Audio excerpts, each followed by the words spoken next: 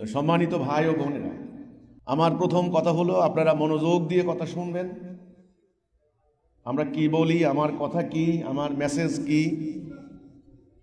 হৃদয় দিয়ে অনুধাবন করার চেষ্টা করুন। হেদায়েতের মালিক আল্লাহ সুবহানাহু ওয়া তাআলা। আল্লাহ যাকে হেদায়েত দিবেন না, আমি হাজার রকমের বুঝালেও তার কপালে হেদায়েত জুটবে না। আজকে একটা কঠিন দুঃসময়ে আমরা এসে হাজির হয়েছি। আজকে যদি দুনিয়ার দিকে তাকান একবার, এই পৃথিবীর দিকে, সারা দুনিয়াতে এই মুহূর্তে তো 30 থেকে 35টা রাষ্ট্রে যুদ্ধ হচ্ছে। দুর্বল রাষ্ট্রগুলির উপরে শক্তিশালী রাষ্ট্রগুলি হামলা চালাচ্ছে। মানবাধিকার নাই, জুলুম, 8 থেকে 900 কোটি মানুষ, রক্তপাত, অন্যায়, অবিচার, দুর্বলের উপর সবলের অত্যাচার, সারা দুনিয়া এক নরককুণ্ডে পরিণত হয়েছে। শান্তির জন্য মানুষ বিভিন্ন জায়গায় প্রার্থনা করছে। জাতিসংঘ বানানো হয়েছে, শান্তি পেয়েছে? পায় না। এবার আমার মুসলমান জাতির দিকে তাকান। মুসলমান, আমরা যারা নিজেদেরকে মুসলমান দাবি করি, পবিত্র কোরআনকে বিশ্বাস করি, আজকে জুমার দিনে আমরা জুমার নামাজ পড়তে এসেছি, আল্লাহকে বিশ্বাস করি, আমরা মুসলমান। আমাদের দুনিয়াতে সংখ্যা 200 থেকে 250, অনেকে বলে, আমি একটা পরিসংখ্যান পেয়েছি 240 কোটি। সমগ্র জনগোষ্ঠীর 31% আমরা মুসলমান। 57টা রাষ্ট্র আমাদের মুসলমানদের। আজকে দেখেন সারা দুনিয়াতে মুসলমানদের অবস্থা কি, অশান্তি, অত্যাচার, জুলুম। আমি ফিলিস্তিনের কথা বলে আর লাভ নেই। ফিলিস্তিনে কি হয়েছে আপনারা জানেন। এই লক্ষ লক্ষ মুসলমানকে হত্যা করে সেখানে পুরো ফিলিস্তিন দখল করে আজকে ইসরায়েল সেখানে তারা দখল করেছে। মানবাধিকার সংস্থা কি করেছে? জাতিসংঘ কি করেছে? কিছু করবে না। আমাদের বাড়ির পাশের মিয়ানমারের মুসলমানদেরকে তাড়িয়ে দিল। প্রায় 40,000 বর্গ মাইল মুসলমানদের এলাকা দখল করে দিয়েছে। আমাদের এখানে উদ্বাস্তু ওরা, আমাদের নোয়াখালী ভাষানটাকে আমরা রোহিঙ্গা বলি ওদেরকে। এই যে মুসলমানদের পরিস্থিতি কেন এত খারাপ দুনিয়াতে? আমরা না সেরা জাতি? কোরআনে আল্লাহ রাব্বুল আলামিন বলেছেন, কুনতুম খায়রা উম্মাহ, তোমরাই সেরা জাতি। তাহলে আমাদের এই পরিস্থিতি কেন? এবার আমি বাংলাদেশের মধ্যে আসি। বাংলাদেশকে যদি আমি 47 সাল থেকে ভিত্তি হিসেবে ধরি, ব্রিটিশরা চলে গেছে 47 সালে। এখানে অনেক মুরব্বীরা আছেন, অনেকে ব্রিটিশ আমল হয়তো দেখেছেন। আমরা ভারতবাসী ব্রিটিশ বিরোধী আন্দোলন করেছি যে ব্রিটিশরা চলে গেলে আমরা সুখে থাকবো, শান্তিতে থাকবো। ব্রিটিশরা চলে গেছে আজকে 80 বছর। আপনারা বলেন, অশান্তি, চুরি, ডাকাতি, খুন, রাহাজানি, দুর্বলের উপর সবলের অত্যাচার, রাজনীতির নামে অপরাজনীতি, অর্থ পাচার, এগুলা বাড়ছে না কমছে? বাড়ছে। একদল ক্ষমতায় আসে, রাষ্ট্রের হাজার হাজার কোটি টাকা খরচ করে, কিছুদিন পর তাকে ফ্যাসিস্ট বলে, তার বিরুদ্ধে দুর্নীতি, স্বজনপ্রীতি, অর্থ পাচারের অভিযোগ, জুলুমের অভিযোগ, তাকে তাড়িয়ে দেওয়া হয়। আবার নতুন করে আসে, নতুন করে আসলে আবার বিরোধী দল তার বিরুদ্ধে হরতাল, অবরোধ, হামলা, ভাঙচুর শুরু করে দেয়। বর্তমানে এই করতে করতে বাংলাদেশে ঋণের পরিমাণ 21 লক্ষ কোটি টাকা। 21 লক্ষ কোটি টাকা ঋণ। এই মুহূর্তে যে বাচ্চা জন্ম নেবে তার মাথার উপরে 1.25 লক্ষ টাকা ঋণ। $350 মিলিয়ন বিদেশে পাচার হয়েছে এ পর্যন্ত। তাইলে অন্যায়, অবিচার, অশান্তির হাত থেকে আমরা বাঁচতে পারলাম না। আমি সারা দুনিয়ার পরিস্থিতি বললাম, আমার মুসলমান জাতির পরিস্থিতি বললাম, এবার আমার বাংলাদেশ, প্রিয় জন্মভূমি বাংলাদেশ, এই পরিস্থিতিও আপনাদের সামনে বললাম। আগামী দিন কোনো শান্তির আশা আছে? মুক্তির আশা আছে? আশা কি আমরা করতে পারি? আশা করতে পারি, কিন্তু কি দিয়ে? আমরা বলেছি, আমার বক্তব্য খুব মনোযোগ দিয়ে কথা শুনতে হবে। আজকে তো কথা শুনে না, কথা না শুনে একজনের নামে মিথ্যা গল্প রচনা করে দিয়ে, গুজব রটনা করে দিয়ে মানুষের বাড়িঘর হামলা করার পায়তারা হচ্ছে। এজন্য কথা শুনতে হবে আমার। আমি মানব জাতির মুক্তির কথা বলতে এসেছি, আমি শান্তির কথা বলতে এসেছি, আমি আল্লাহর বিধানের কথা বলতে এসেছি। কেউ বলতে পারবে না কোনো অন্যায় করেছি, আমরা কোনো আইন ভঙ্গ করেছি। কেউ বলতে পারবে না বাজারে কেউ 2 টাকা পান আমার কাছে। আমার কথা শুনতে হবে।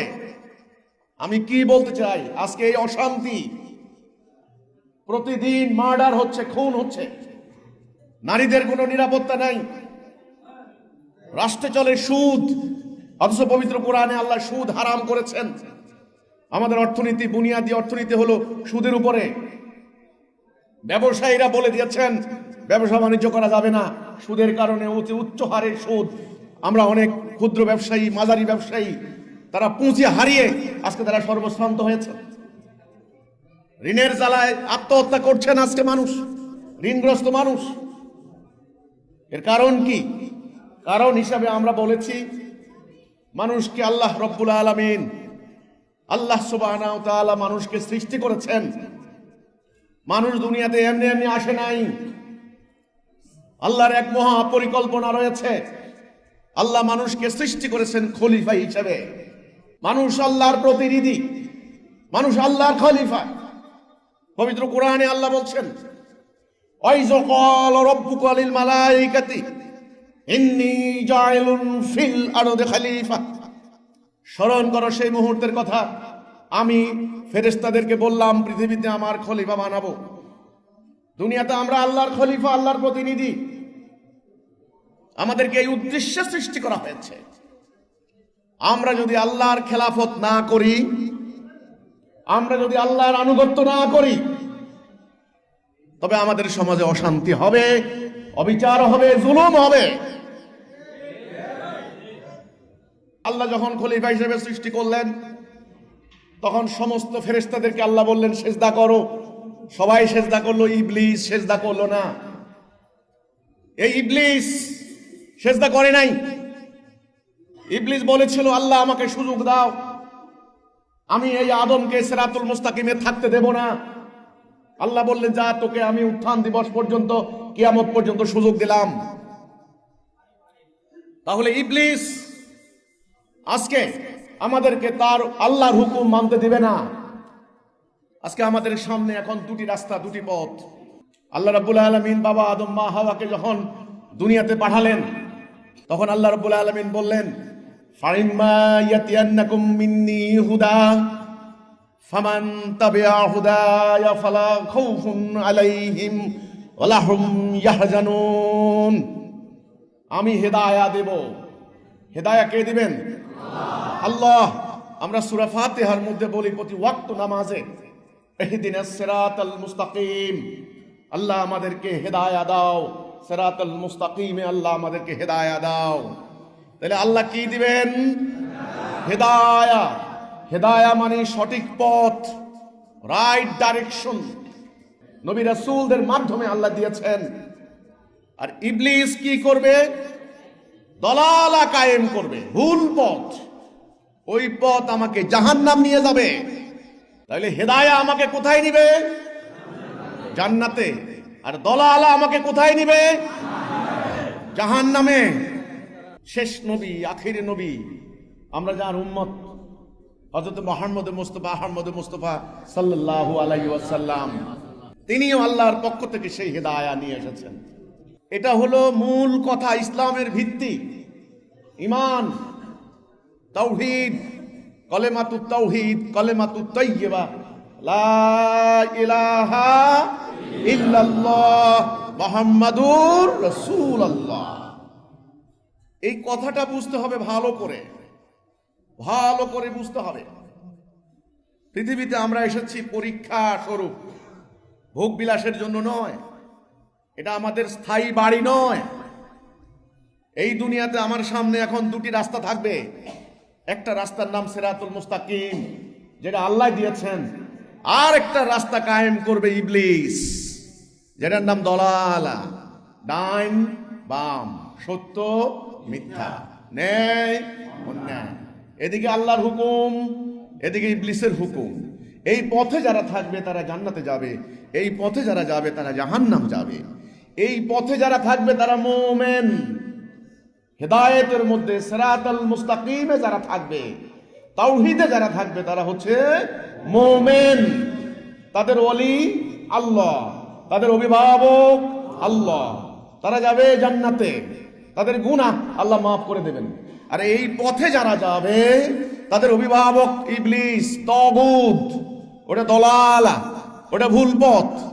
সার্বক্ষণিক এই মানব জাতিকে ইবলিস চেষ্টা করবে ওয়াসওয়াসিল খান্নাস মিনাল জিন্নাতি ওয়ান নাস। এই যে ওয়াসওয়াসা, ইনস্টিগেশন, কুমন্ত্রণা, কুপ্ররোচনা দিয়ে মানব জাতিকে দিয়ে দলালার দিকে নিয়ে যাবে ইবলিস। আর আমাদের কাজ হচ্ছে হেদায়েতের মধ্যে থাকা। আল্লাহ সুবহানাহু ওয়া তাআলা আমাদেরকে সৃষ্টি করেছেন কি হিসাবে? আল্লাহর প্রতিনিধি, আল্লাহর খলিফা, আল্লাহর প্রতিনিধি। তাহলে দুনিয়াতে আমাদের এখন মূল কাজ কি হবে? আল্লাহর খেলাফত করা, আল্লাহর প্রতিনিধিত্ব করা। এখন আল্লাহর প্রতিনিধিত্ব করব কি দিয়ে? আল্লাহর হুকুমের আনুগত্য করার মধ্য দিয়ে। হিসাব পরিষ্কার নয় কি? তাহলে আমার আপনার মূল কর্তব্য কি? আল্লাহর খেলাফত করা, আল্লাহর আনুগত্য করা।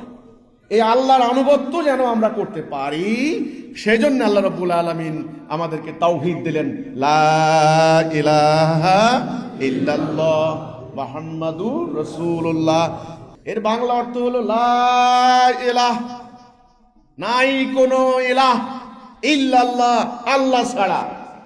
আল্লাহ ছাড়া, আল্লাহ ব্যতীত আমি অন্য কারো হুকুম বিধান মানি না। এটা হচ্ছে বান্দার সাথে আল্লাহর একটা চুক্তি, আল্লাহর একটা কন্ট্রাক্ট। বান্দা যদি এই চুক্তিতে মৃত্যু পর্যন্ত থাকে, আল্লাহ সুবহানাহু ওয়া তাআলা বান্দার সমস্ত গুনাহ মাফ করে দেবেন। ইয়াগফিরু লাকুম যুনুবাকুম, সমস্ত গুনাহ আল্লাহ ক্ষমা করে দেবেন। এই ঈমান, এটা তাওহীদ, এটা পাস মার্ক, এটা আপনাকে জান্নাতে নেবে। এই জন্য নবী করিম সাল্লাল্লাহু আলাইহি ওয়াসাল্লাম বলেছেন, মান কালা লা ইলাহা ইল্লাল্লাহ ফাদাখালাল জান্নাহ। যে বলল লা ইলাহা ইল্লাল্লাহ, সে জান্নাত যাবে। তাহলে মান কালা লা ইলাহা ইল্লাল্লাহ ফাদাখালাল জান্নাহ। আল্লাহর হুকুম বিধান ছাড়া কারো হুকুম বিধান মানি না, এই কথাই আমাকে ঈমান জান্নাতে নিয়ে যাবে, এই কথাই আমাকে দুনিয়াতে শান্তিতে রাখবে। সমগ্র মানব জাতি, আপনারা বলুন, এটা কি হেদায়েতে আছে না দলালাতে চলে গিয়েছে? সমগ্র মানব জাতি কি আল্লাহর খেলাফত করছে না শয়তানের আনুগত্য করছে? সমগ্র মানব জাতি আজকে উত্তরে, দক্ষিণে, পূর্বে, পশ্চিমে এই যে অশান্তি, এই যে জুলুম, এই যে সুদ, ঘুষ, এই যে রাহাজানি, নারী নির্যাতন, অর্থ পাচার, অপরাজনীতি, এই যে এগুলি হচ্ছে, এর কারণ হচ্ছে সেই বৃক্ষের ফল, যেই বৃক্ষ ইবলিস রোপণ করেছে, অর্থাৎ আল্লাহর হুকুমকে অস্বীকার করেছে। এই জন্য আমাদের নবী করিম সাল্লাল্লাহু আলাইহি ওয়াসাল্লাম, মানব জাতির মুকুটমণি, রাহমাতুল লিল আলামিন, শেষ নবী হযরত মুহাম্মদ সাল্লাল্লাহু আলাইহি সাল্লাম, তিনি যখন আরব সমাজে আসলেন, ওই আরবের মানুষগুলা কি আল্লাহ বিশ্বাস করতো না? করতো। তারা কি হজ করতো না? করতো। তারা কি যাকাত দিত না? তারা খতনা করত, কিন্তু তাদের ঈমান ছিল না। কেন? কারণ তারা আল্লাহর যে হুকুম, আল্লাহর যে বিধান, সেই মোতাবেক তাদের সমাজ, রাষ্ট্র যে চলবে, এই কথার মধ্যে তারা ছিল না। তাদেরকে যখন রাসূলুল্লাহ বললেন, আমি আল্লাহর রাসূল, আমার উপরে কিতাব নাযিল হয়েছে, তোমরা এর আনুগত্য করো, তারা বলেছে, আমরা তোমার কথা শুনবো না, আমাদের বাপ দাদার 14 পুরুষ যেভাবে গিয়েছে আমরা সেভাবেই যাব। তাহলে তারা আল্লাহর হুকুম মানতো না, আল্লাহর বিধান মানতো না, যেই কারণে তারা কাফের মুশরিক হয়ে গিয়েছিল। সম্মানিত ভাই ও বোনেরা, আজকে আমাদের এই দেশের যে পরিস্থিতি এসে দাঁড়িয়েছে, মানুষ আজকে হতাশ, মানুষ আজকে নিরাশ। কে তাদেরকে বাঁচাবে? কে তাদেরকে মুক্তি দেবে? তাদের মুক্তির রাস্তা কোথায়? আল্লাহ রব্বুল আলামিন তার অসীম করুণায় আল্লাহ সুবহানাহু ওয়া তাআলা আমাদেরকে সেই মুক্তির পথ দিয়েছেন। আলহামদুলিল্লাহ, আলহামদুলিল্লাহ, আলহামদুলিল্লাহ। আজকে আমি আপনাদের সামনে সেই কথাই বলছি, যেই কথা আল্লাহ সুবহানাহু ওয়া তাআলা আমাদেরকে দান করেছেন। সেটা কি? আমরা বলেছি, আজকে এই অশান্তি থেকে বাঁচার জন্য কোনো তন্ত্র মন্ত্রে লাভ হবে না, কোনো রাজনীতিতে কোনো লাভ হবে না। যতই সংস্কার করুক, এই যে গত সরকারের পরে প্রায় 1.5 বছর ইন্টারিম ক্ষমতায় আসলেন, কত সংস্কার করলেন, আগামীতে নির্বাচনের প্রস্তুতি হচ্ছে, কত কিছুই হচ্ছে। আমরা বলেছি লাভ হবে না, শান্তি আসবে না, শান্তি আসবে না।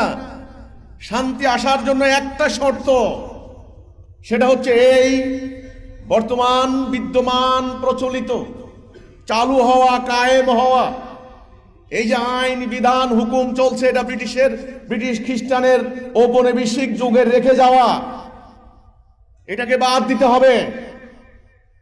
আমরা মুসলমান, আমরা আল্লাহ বিশ্বাস করি। আমাদের উপরে নামাজ পড়া যেমন ফরজ, আদালতে আল্লাহর আইন দ্বারা বিচার করাও ফরজ।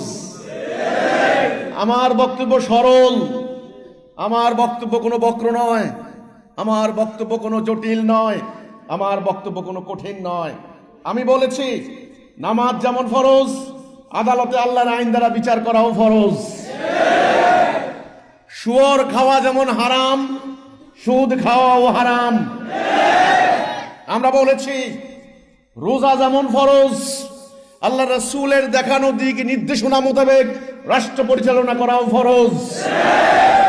রাসূল রাষ্ট্রপ্রধান ছিলেন, রাসূল বিচারপতি ছিলেন। 12.5 লক্ষ বর্গ মাইল আরবের জাজিরাতুল আরব, আপনারা জানেন, সেখানে নারীদের কোনো নিরাপত্তা ছিল না, মানুষের ঘরে ভাত ছিল না, মানুষ অভাব দারিদ্রে শেষ হয়ে গিয়েছিল, দাসত্ব ব্যবস্থা ছিল, দাস ব্যবসা ছিল, কোনো ন্যায় বিচার ছিল না, চুরি ডাকাতি গোত্রে গোত্রে, পাড়ায় পাড়ায়, মহল্লায় মহল্লায় চলতো। আপনারা কি জানেন না সেই ইতিহাস? ওই সমাজ পরিবর্তন হয়েছিল কিসের মাধ্যমে? আল্লাহর বিধান প্রতিষ্ঠার মাধ্যমে। নাকি কোনো তন্ত্রমন্ত্র দিয়ে, নাকি ফু দিয়ে? আল্লাহর এই বিধান, আল কোরআন, কোরআনুল করিম, কোরআনুল মাজিদ, আল্লাহর বিধান দিয়ে যখন নবী করিম সাল্লাল্লাহু আলাইহি ওয়াসাল্লাম আরব সমাজকে পরিচালিত করতে লাগলেন, তখন এই শান্তি শুরু হলো, ন্যায় বিচার শুরু হলো, মানুষ দরজা খুলে ঘুমানো শুরু করলো, একা একটা মেয়ে মানুষ চলে যেত 1000 মাইল, কোনো ভয় নাই। এই যে শান্তি, এই যে সুবিচার, এই যে ন্যায় বিচার, যেই বিধান দ্বারা কায়েম হয়েছে, সেই আল্লাহর বিধান আমরা রাষ্ট্রীয় জীবনে প্রতিষ্ঠা করা বাদ দিয়েছি। আমার কথা বুঝতে পেরেছেন? বুঝতে পেরেছেন? আমরা নামাজ পড়ি, ঠিক আছে, রোজা রাখি, কিন্তু আমাদের রাষ্ট্র চলে ব্রিটিশের আইনে, আমাদের আদালতে বিচার হয় ব্রিটিশের আইনে। তাহলে আমরা কিছু মানলাম, কিছু মানলাম না, এটার নাম শিরিক। আল্লাহ কোরআনে বলেছেন, আফাতুমিনুনা বিবাদিল কিতাব ওয়া তাকফুরুনা বিবাদ। তোমরা কি এই সিদ্ধান্ত নিয়েছো আমার কিছু মানবে, কিছু মানবে না? তবে যদি এই সিদ্ধান্ত নাও, খিজিউন ফিল হায়াতিদ দুনিয়া, দুনিয়ার জীবনে মর্মন্তুদ শাস্তি, কঠিন আযাব দেওয়া হবে। খিজিউন ফিল হায়াতিদ দুনিয়া, দুনিয়ার জীবনে লাঞ্ছনা দেওয়া হবে, লাঞ্ছনা। আজকে এই যে আমরা লাঞ্ছিত হচ্ছি, আমরা শিরিক করার কারণে, কিছু মানি, কিছু মানি না।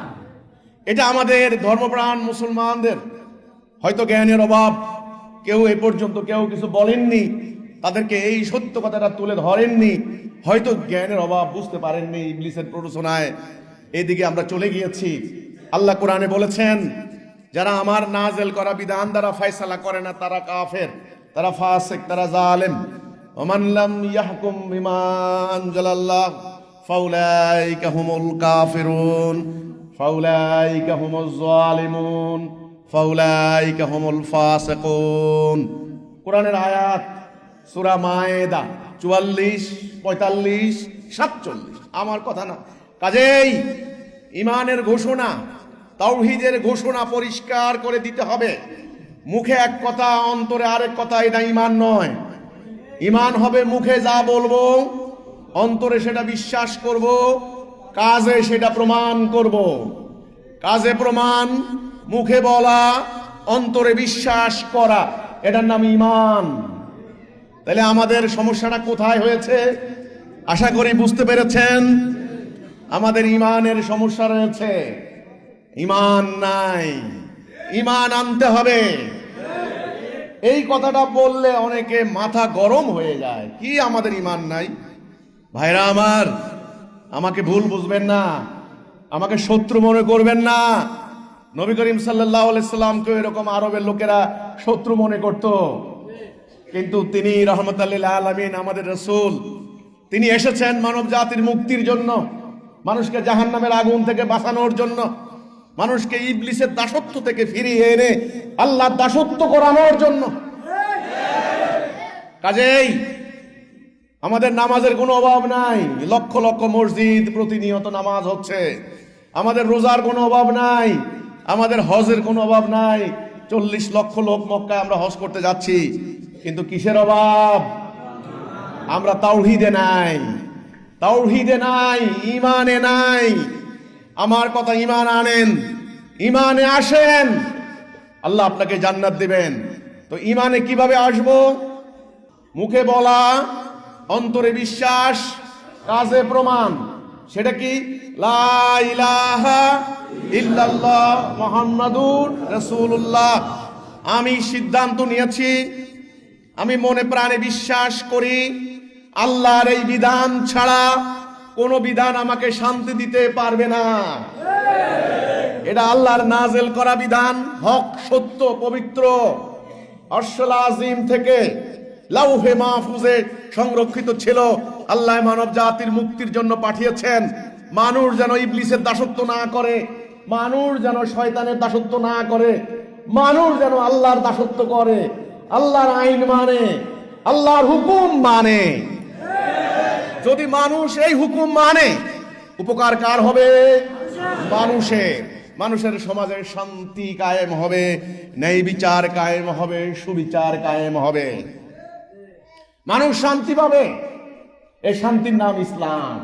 আল্লাহ কোরআনে বললেন, ইন্নাদ-দীন ইনদাল্লাহিল ইসলাম। ইসলাম তোমাদের জন্য আমি প্রেসক্রাইব করেছি, অন্য কোনো দিন গ্রহণ করা হবে না।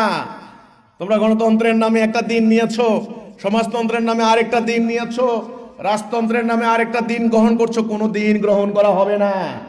একমাত্র গ্রহণযোগ্য দিন হচ্ছে কি? ইসলাম। ইন্নাদ-দীন ইনদাল্লাহিল ইসলাম।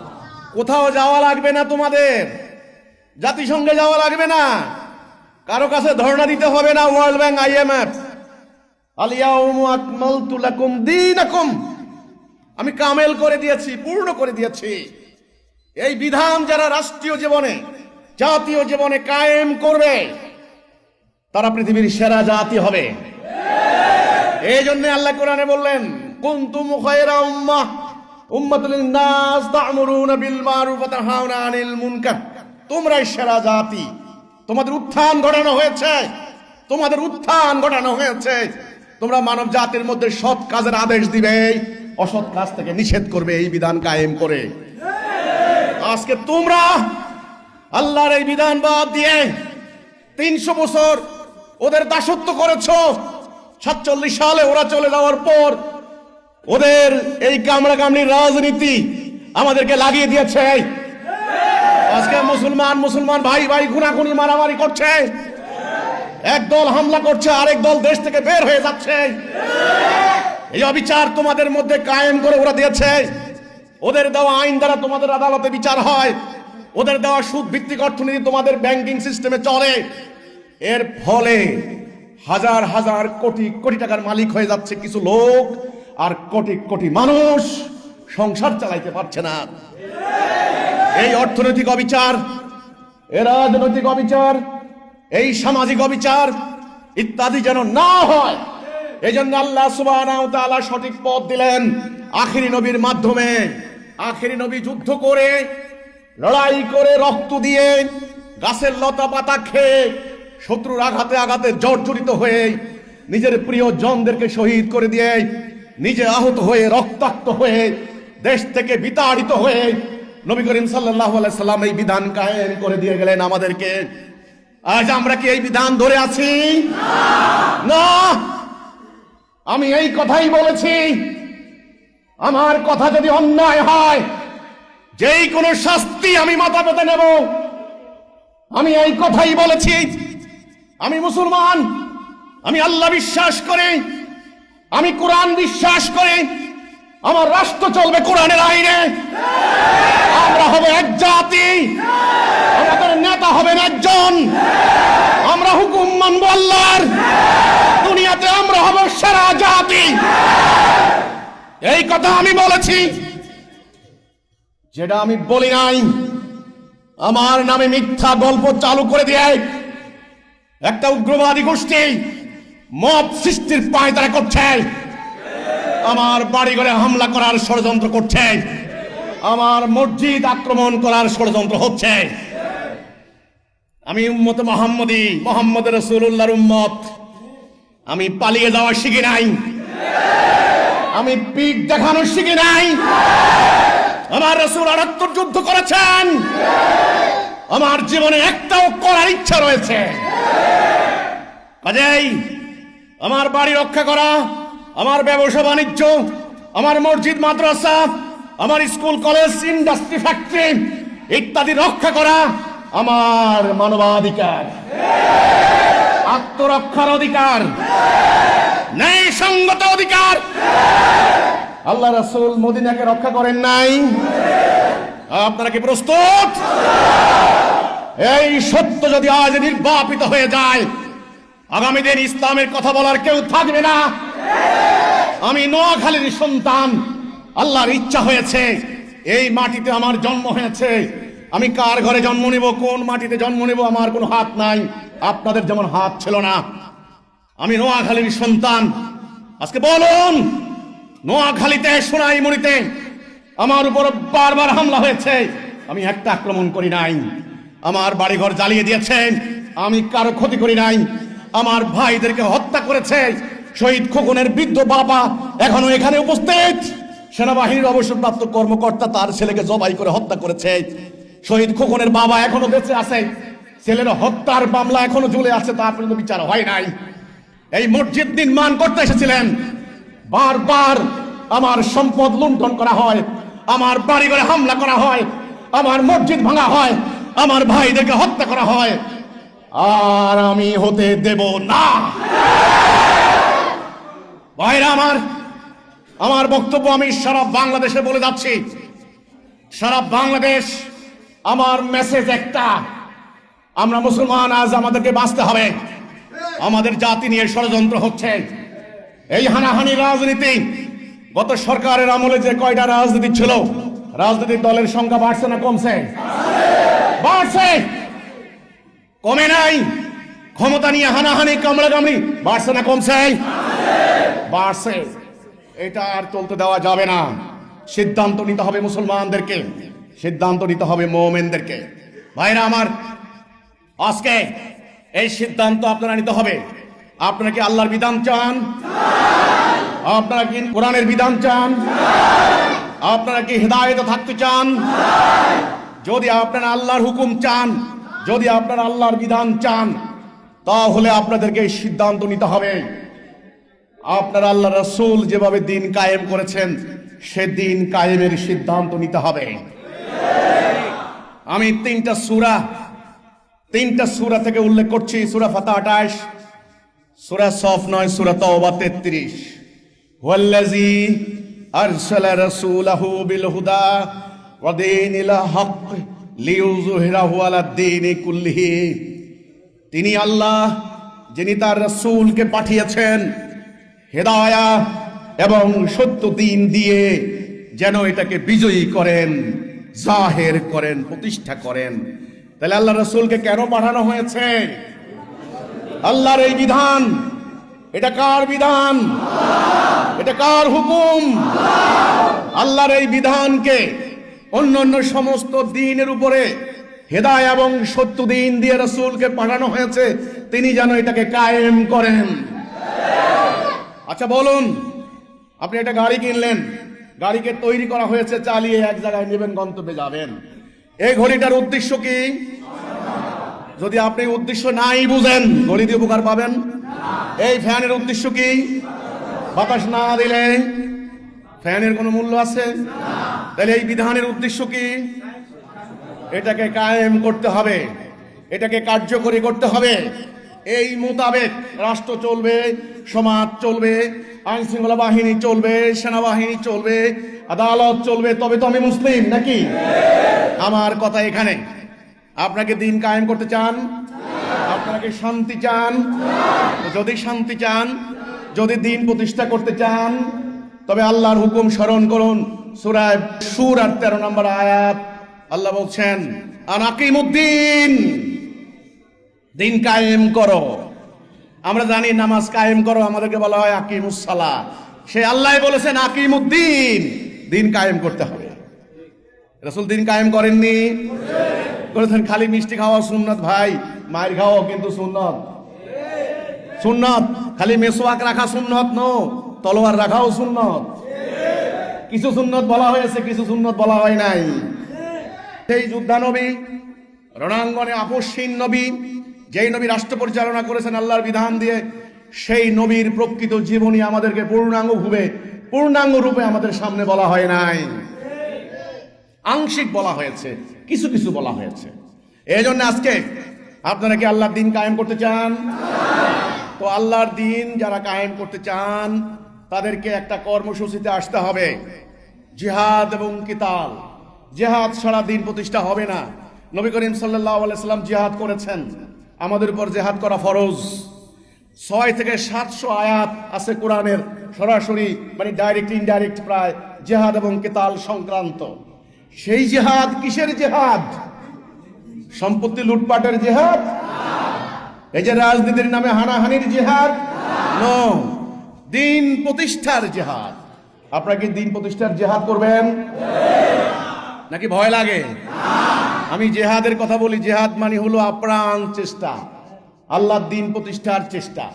জিহাদ শব্দটা পবিত্র একটা আমল আমাদের, কিন্তু ওই যে ওরা পাশ্চাত্য সভ্যতা, ওরা পরিকল্পিতভাবে তারা এই জিহাদ শব্দটাকে বদনাম করার জন্য নানান ধরনের অপকর্ম যারা করে, তারা এই জিহাদের নামে চালিয়ে দিয়ে সন্ত্রাসবাদী, উগ্রবাদী, সাম্প্রদায়িক ঘটনা ঘটিয়ে নির্দোষ নিরপরাধ মানুষদেরকে হামলা চালিয়ে অপরাজনীতিতে এই ধর্মকে ব্যবহার করে জিহাদের নামে চালিয়ে দিয়েছে। ফলে জিহাদের এই পবিত্র শব্দটার একটা বদনাম হয়েছে। আসলে কি মুসলমান জিহাদ বাদ দিতে পারে? মুসলমান কি জিহাদ ঘৃণা করতে পারে? মুসলমান কি জিহাদ থেকে মুখ ফিরিয়ে নিতে পারে? পারে না। জান্নাত কার জন্য? মুমিনের জন্য। রোজা কার জন্য? মুমিনের জন্য। হজ কার জন্য? মুমিনের জন্য। সেই মুমিনকে সূরা হুজরাতের 15 নম্বর আয়াত, নিশ্চয় তারাই মুমিন যারা আল্লাহ এবং তার রাসূলের প্রতি ঈমান আনে, এতে কোনো সন্দেহ করে না, জান মাল দিয়ে জিহাদ করে। আগে ঈমান, আগে কি? ঈমান, তারপরে কি? জান মাল দিয়ে জিহাদ। খেয়াল করেন, এটাই সূরা তাওবার 111 নম্বর আয়াতে আল্লাহ বলছেন, আমি মুমিনদের জান মাল কিনে নিয়েছি জান্নাতের বিনিময়ে। ফায়াকতুলুনা ওয়া ইউকতালুন ওয়াদান আলাইহি হাক্কান ফিত তাওরাত ওয়াল ইনজিল ওয়াল কুরআন। আল্লাহ বললেন, এটা আমার ওয়াদা, আগেও আমি ওয়াদা করেছি তাওরাত ইনজিল ওয়ালাদের সাথে, তোমাদের সাথে ওয়াদা করছি, জান মাল দিয়ে লড়াই করতে হবে, আমি তোমাকে জান্নাত দেব। সূরা সফ আল্লাহ বলেছেন, আমার সাথে কি তোমরা উত্তম ব্যবসা করবে? সূরা সফ 10, 11, 12 আপনি পড়ে দেখেন, সেখানে আল্লাহ বলছেন উত্তম ব্যবসা কি? তোমরা আল্লাহ এবং তার রাসূলের প্রতি ঈমান আনো এবং জান মাল দিয়ে জিহাদ করো। খেয়াল করছেন? আপনি দেখেন সূরা আনফাল 39 নম্বর আয়াত, কাতিলুম হাত্তা লা তাকুনা ফিতনাতু ওয়া ইয়াকুনুদ দীনু কুল্লুহু লিল্লাহ। সংগ্রাম করো, লড়াই করো, ফিতনা নির্মূল হয়ে দিন কায়েম না হওয়া পর্যন্ত। আল্লাহর আদেশ নয় কি? এবার আমি সূরা বাকারা 216 নম্বর আয়াত, ডাইরেক্ট ফরজ কিভাবে দেখেন। আমরা জানি নামাজ ফরজ, ওকে, রোজা ফরজ, ওকে, কিন্তু আমাদের উপরে যুদ্ধ ফরজ। কুতিবা আলাইকুমুল কিতাল আহুয়া কুরহুল লাকুম।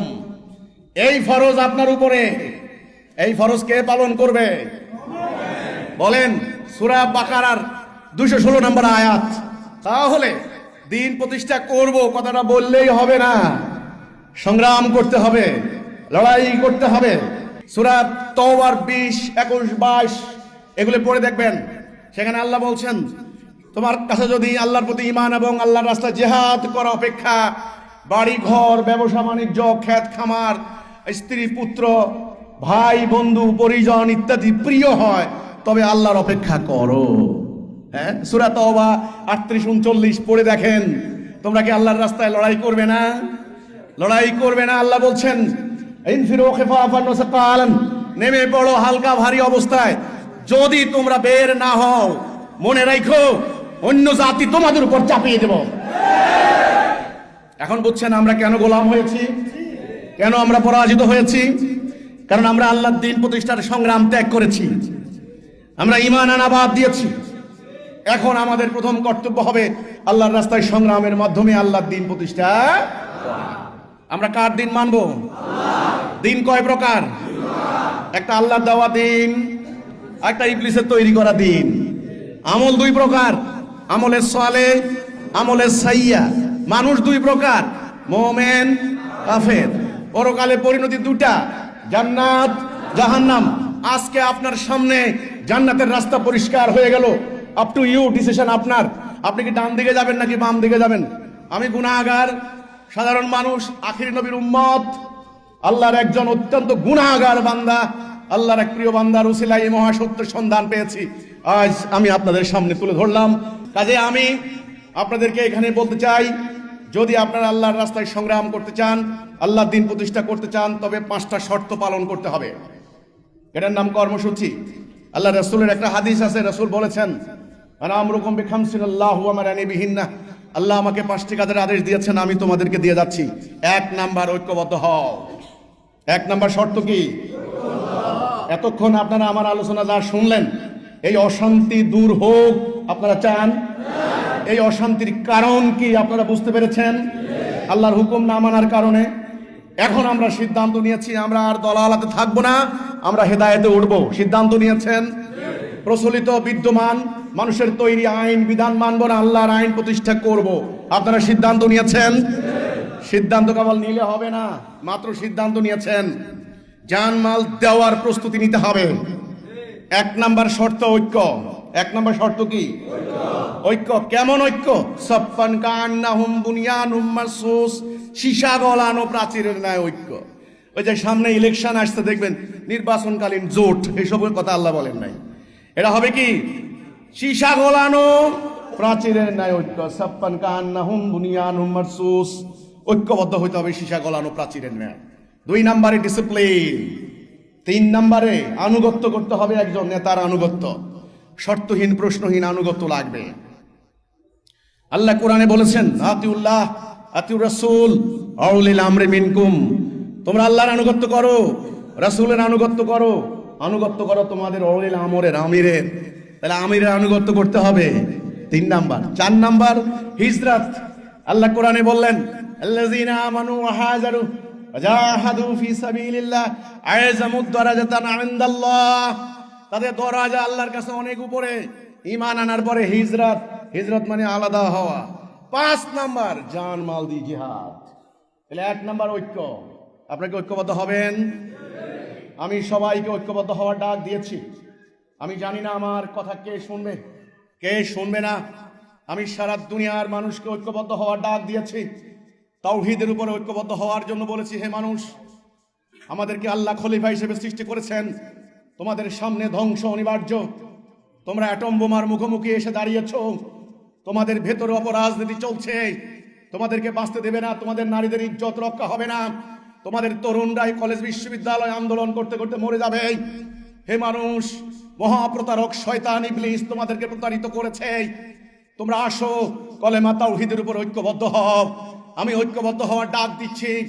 আমি সোশ্যাল মিডিয়াতে পত্রিকা বের করে, বই বের করে, আমার জীবনের হুমকি মাথায় নিয়ে, আপনারা জানেন আমার ফ্যামিলি জেলে গিয়েছে, আমিও জেলে গিয়েছি, আমার বাড়িঘর ধ্বংস করে দেওয়া হয়েছে, আমি কোনো অন্যায় করি নাই।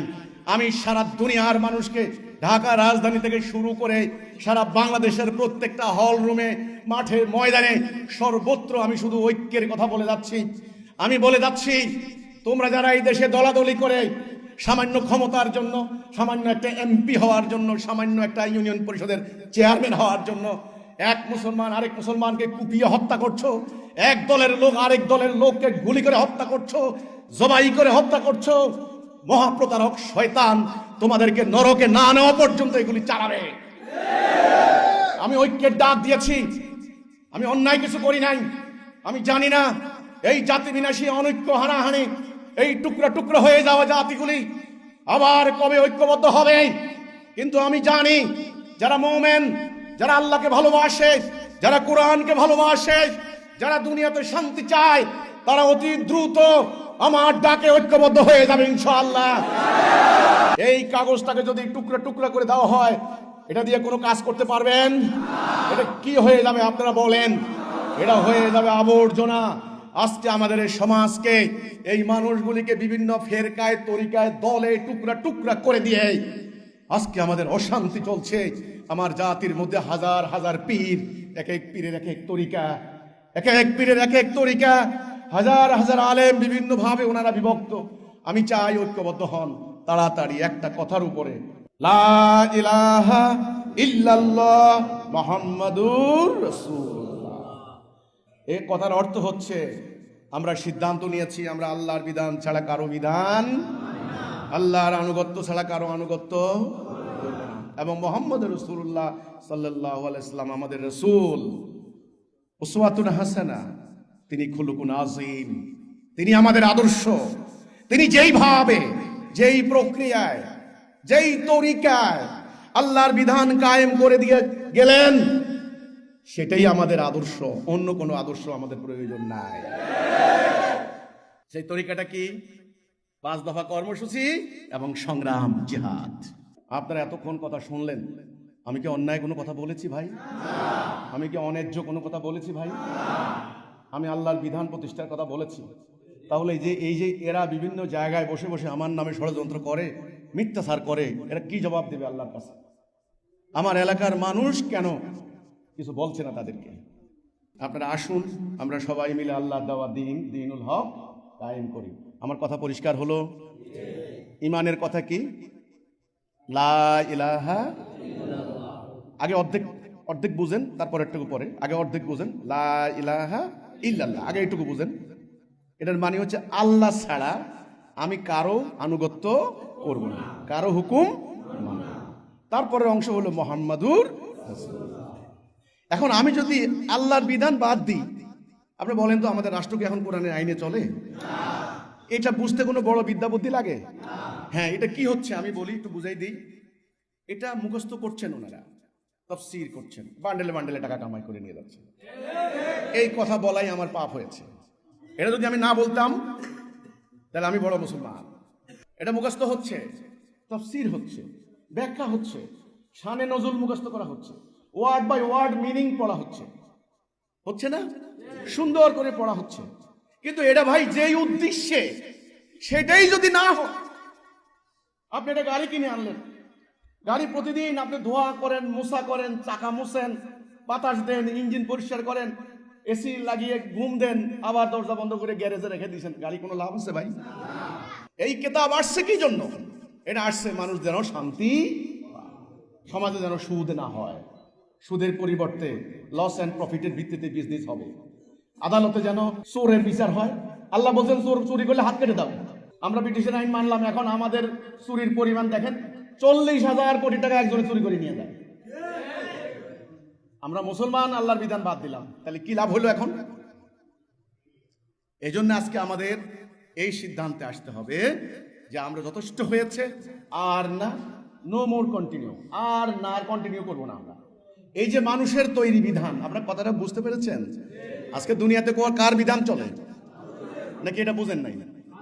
ব্রিটিশ আমলের তৈরি করা, ওই যে বাম দিকে দলালা, ইবলিসের, মানুষের, আল্লাহর না। বুঝতাম না আমরা, এখন বুঝলাম একজন বান্দার উসিলায়। আচ্ছা, বুঝার পরে কি এই বুঝ নিয়ে বাড়ি ঘরে চলে যাব? তো পরিস্থিতি পাল্টাতে হবে না? পাল্টানো লাগবে না? এখন এই পাল্টানোর কথা হইলেই তোরে ভাই জানমাল দেওয়ার প্রসঙ্গ এসে যেতেছে। এখানে ঐক্যবদ্ধ হইতে হবে, লড়াই করতে হবে। আমরা তো লড়াই করতে রাজি না। লড়াই নবী করছেন, আমরা কর্ম কে? আমরা দাঁড়িয়ে রেখে আর নবীর উম্মত হয়ে গেছি জিনিস।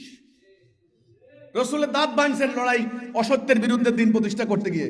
না, আমরা দাঁত ভাঙব না ভাই, আমরা দাঁতের মেসওয়াক রাখবো, দাঁত পরিষ্কার রাখবো, এটা আমাদের সওয়াব হবে। ব্যাস। রসুল মিঠাই খাইছেন খাবারের পরে, খুব হজম শক্তি ভালো হয়েছে, এটা সুন্নত, এটা পালন করতে অসুবিধা নেই। কিন্তু রসুলের মাথার মস্তক ভেঙে, মানে হেলমেট ঢুকে গেছে মাথার ভিতরে, এই সুন্নত আমরা আর আদায় করব না। অর্থাৎ শিরিক কুফরের বিরুদ্ধে, দলালা তাগুত মানুষের তৈরি বিধানের বিরুদ্ধে আল্লাহর বিধান কায়েম করার জন্যই রাসূলুল্লাহকে কষ্ট করতে হয়েছে। কিন্তু আজ দুর্ভাগা হতভাগা মুসলমান, আজকে তারা স্বেচ্ছায় সজ্ঞানে আল্লাহর বিধান বাদ দিয়ে মানুষের বিধানের আলিঙ্গন করে নিয়ে তারা 5 বেলা মসজিদে উড়াচ্ছে, মনে করছে নামাজ পড়লে জান্নাত চলে যাবে। হ্যাঁ ঠিক আছে, আগে ঈমান না আগে নামাজ? আগে ঈমান, তারপরে নামাজ। যে ঈমান আনে তার জন্য নামাজ ফরজ। আমার হাতে 2 রঙের 2টা তসবিহ আছে, দেখেন তো। আপনারা বলেন তো, এইখানে এই যে তসবির দানা, এখানে কয়টা দানা আছে? অনেক আছে, প্রায় 100টা দানা থাকে, তাই না? আচ্ছা, এই দানাগুলা একত্রিত করছে কিসে? সুতা কেটে দিলে কোনোটা পায়ের নিচে যাবে, কোনোটা ময়লা চলে যাবে, আর আপনি তসবিহ ছড়া বলবেন? এটা দিয়ে কোনো কাজ করতে পারবেন? এক্স্যাক্টলি তাই ইবলিস চাচ্ছে আদম সন্তানের মধ্যে টুকরো টুকরো করে, আমি একটু আগে যে উদাহরণটা দিলাম, এরা যেন ঐক্যবদ্ধ হইতে।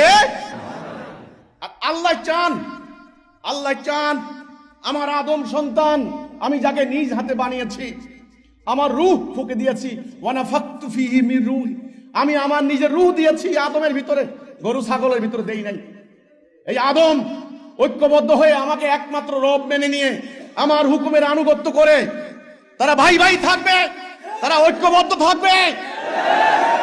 কোরআনে আল্লাহ বললেন, সমস্ত মুমিন তো ভাই ভাই। এই কি ভাইয়ের নমুনা? দক্ষিণ পাড়া, উত্তর পাড়া, পূর্ব পাড়া, পশ্চিম পাড়া ভাই, ঘরে ঘরে তলোয়ার রেডি, চাকু রেডি, কে কাকে কোপাবে, কে কাকে মারবে কোনো হুঁশ নাই। আমাদের পাশের থানায় একবার গত 3 দিন আগে দেখলাম বাজার লুট হয়েছে, 50টা দোকান লুট হয়েছে এক সন্ধ্যায়, 2 দিন যায়, কেউ ফিরায় না। নাই, এ কি ভাই ভাই নমুনা?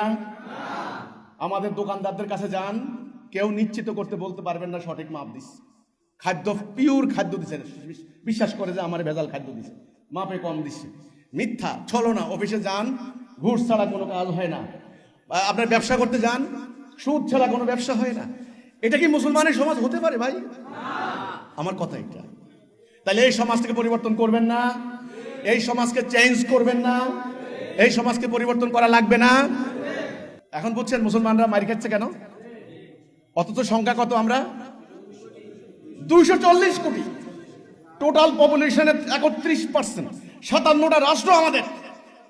সেখানে পুরা ফিলিস্তিন দখল করে নিল, পুরা মিয়ানমার দখল করে নিল। কেন? আমরা ঐক্যবদ্ধ।